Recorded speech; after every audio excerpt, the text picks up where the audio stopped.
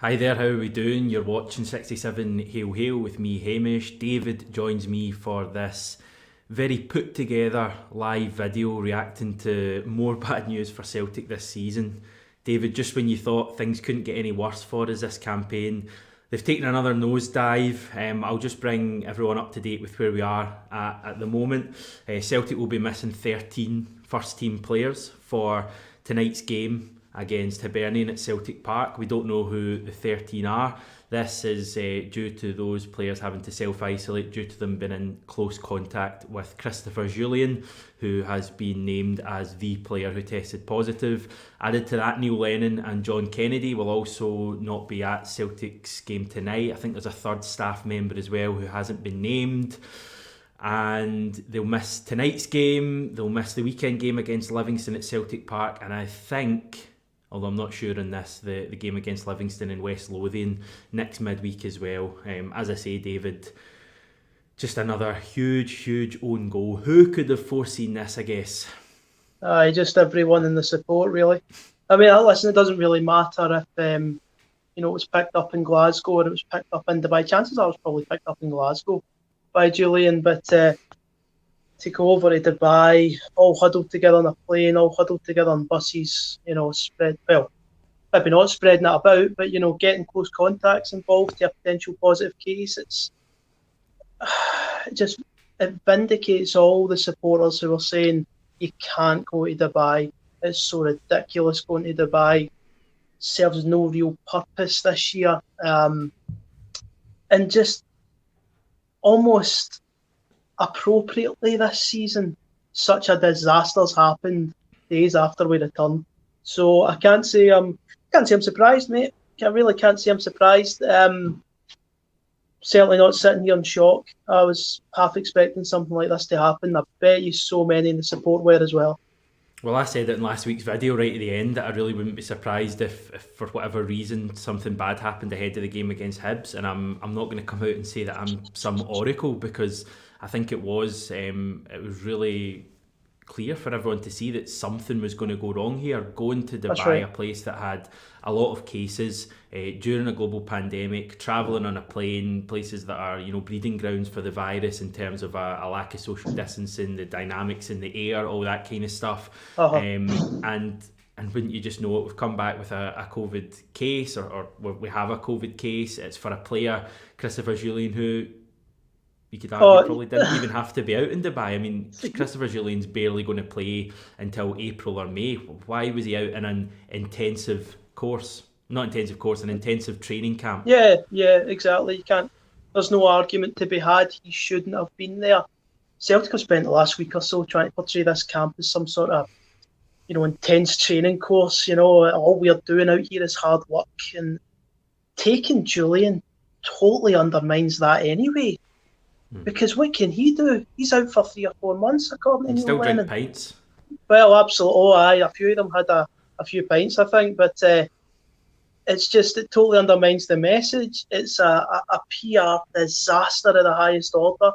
And God knows who else was there, to be honest. It shouldn't have been. Was James Forrest over there with them as well? Who knows? It just doesn't make sense. It really doesn't. The club hasn't done anything to help itself. They've not, we're used to Celtic being so thorough with these kind of things, when it comes to the legal aspects and being so careful and things like foreign trips, we're usually really reliable for that sort of stuff. I can't believe the mess the club's left itself so exposed to. But we're now going to have to look forward. We've got pretty much the full Celtic team, I'd imagine, missing tonight. Goodness knows who's going to play. And it's probably one of the toughest fixtures you could ask for this season as well. So it's just typical of the season, but I don't think you'll find many Celtic supporters too surprised today. This just sums everything up this year.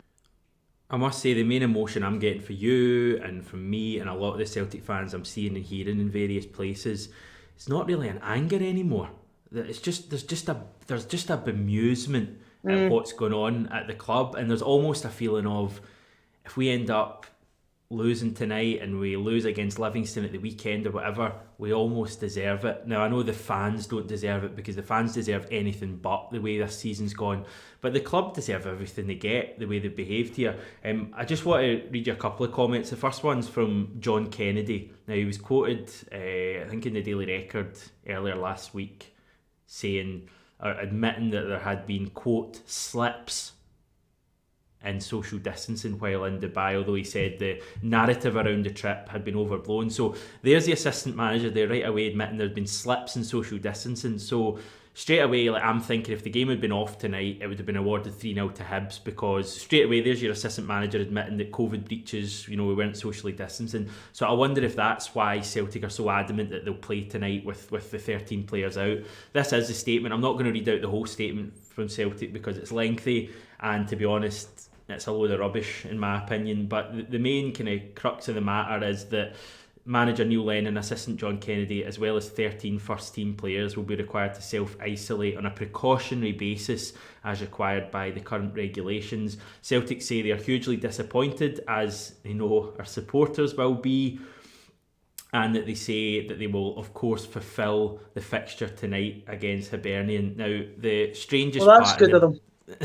the bit that just got me, this quote from Celtic: the reality is that a case could well have occurred had the team remained in Scotland, as other cases have done in Scottish football and across UK sport the past week. Right, technically that's true, of course, COVID's everywhere at the moment, you could have got it in Scotland.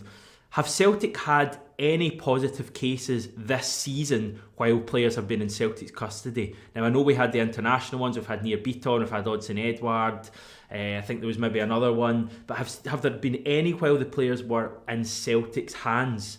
And if so, then surely, or if not, then surely that just rubbishes that whole claim that it could have happened anywhere, because it seems a bit strange to me that we'd have none in Celtic custody for 6 months of this season. Then the players would just go off to Dubai and suddenly we have a positive cases, and who knows, maybe more positive cases to come. Hopefully not, but it just rubbishes that statement. There is no sense of acceptance from Celtic that they may have been in the wrong, even slightly here, in going to Dubai. There's just deflection. That's all you get from the club. Yeah, and that's all that statement or that paragraph is. It's another way to try and defend Dubai. I'm pretty sure when Celtic are drafting up that statement, their first thought is, God, how can we make sure that you're defending the Dubai trip as much as possible? That's what's going through their minds, because they will never in a million years turn around and say, you know what, we've got this trip wrong. I don't think we should have went this year. For me, I think as soon as there was a bit of an uproar, I would have brought them back immediately. If I was Peter Lawword, whoever the hell's making the decision about Dubai, I'd be saying, right, you know what, this is going to cause one hell of a storm if we stay here all week. Let's get back. Let's do our training back home. Let's cause as minimal damage to this as possible. But the club has been so stubborn about it. And I think it's led to such an increased anger, such an increased bewilderment, and an increased detachment from the support. The interviews they put up on Twitter over the last week were so cringy. It was just all about, Chris Ayer, for example, tell us why you love Dubai. It was just everything they could to try and defend why they were there. And the most embarrassing part is it is indefensible. So Celtic's continued stance on this is just laughable in so many senses. But nothing surprised me with the statement. I never expected any statement from Celtic on this to make sense, to be honest, or to, I've read the room, to be honest. Just a total disaster for the club. And we're going to go out against Hibs tonight, massive underdogs at Parkhead, and at a time of the season where we're all saying to ourselves, one more slip up and it really is done. Yeah, we've done all we can to get that slip up now. That's the point I wanted to make. I mean, I think the league is over, but imagine we'd have got a result at Ibrox, even a draw, and imagine Rangers had slipped up at Aberdeen yesterday, and we were going into tonight's game thinking, wow, this is a real opportunity to put some pressure on. And imagine this news had hit us that we'd be missing 13 first team players for tonight and for Saturday against Livingston. Can you imagine the uproar? I mean, it's bad now, but people have almost accepted the league's over. Can you imagine this had been, a really, really important match tonight? Well, I mean, if you ask me, it still was. Maybe I'm deluded. Maybe I'm a bit different from some of the other supporters out there. I did still feel we had a small chance, just in the sense that, Rangers had to drop 4 points outside of games against us. I was happy to sort of hope that could have happened. Hope we would have won the last 2 games. And, just for the sheer fact that 10 in a row is something the club's been working 9 years towards, I'm one of the fans that doesn't really want to let that go until it's properly over, until it's mathematically over. Fair enough. But the club just hasn't helped itself at all from about September onwards. It's an incredible sort of series of circumstances we've had, from the volleyball and goalie incident, to not sacking Lennon when we should have done. Just the decreased form, the disasters in Europe. It's an incredible rap sheet the club has this season. And this Julian saga, and I'm wary to pin the blame on Julian or anything like that. The club might have told him to go over. He's thinking, and they do what the club says. So I don't want to pin blame on Julian. It's just the club. Everything's been an absolute disgrace this season. And for it to happen in the 10 in a row year, it's just such a betrayal to the supporters, mate. It really is. Yeah. And we'll go out tonight against Hibs, and all of a sudden the expectation fans maybe like myself had for tonight is now just turning into hope. And to be honest, pessimism, because I can't see us beating Hibs tonight with a second string. I think they'll be too strong for us.